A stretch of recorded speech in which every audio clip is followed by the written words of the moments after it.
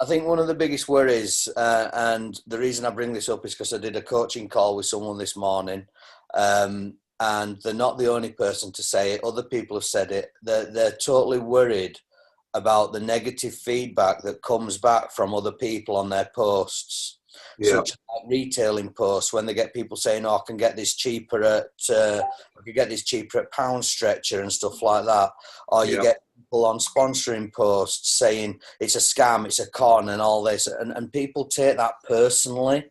And they get upset by that, and they start getting into arguments, and they start getting, I've done it myself. Someone says, "Oh, this is a scam," and it's like, "Oh yeah, why do you say that, mate?" Well, yes, because it's a scam. Yeah, well, you're obviously uneducated. You don't know out about it. Why are you telling everybody it's a scam? You know nothing. You've never done it. And we get into this argument, and we start taking it personal, and we start getting upset. And it's one of the biggest reasons people stop just doing it. All right. So what I would say to people is, first of all, if somebody's pushing one way and you push back the other, all you're going to get is friction. You just get pushing back and forth, back and forth. And even if you prove the other person wrong, even if you win the argument, you don't come out of it feeling good.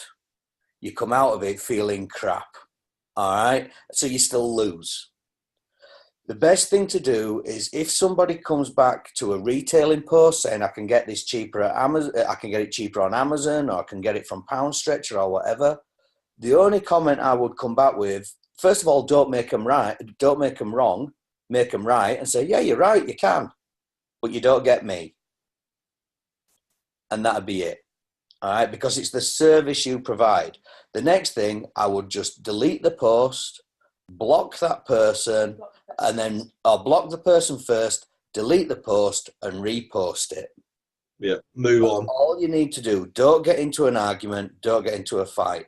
If you're getting negative posts saying it's a scam, it's a con, I wouldn't defend your corner, because you're not going to educate that person in a public argument. You may want to message them privately or whatever, where it's not all over the posts, or you may just want to, again, block the person, delete the post, and repost it again. In order for a fire to burn, you've got to give it fuel.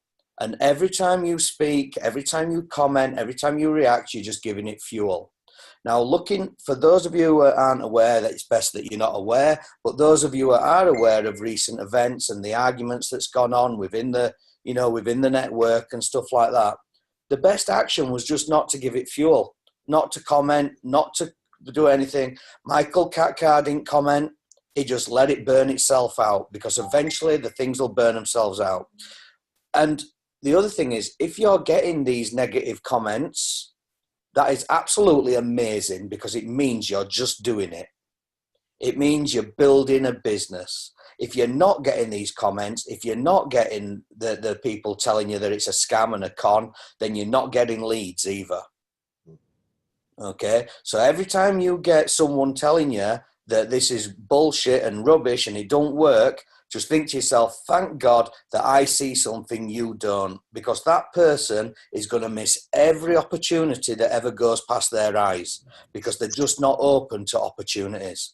And just thank your lucky stars that you're not like that person.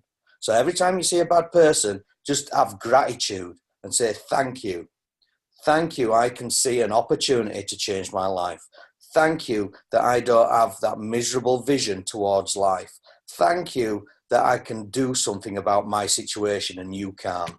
Because until they actually open their eyes to what we have, they're always going to have negative things to say about other people's opportunities.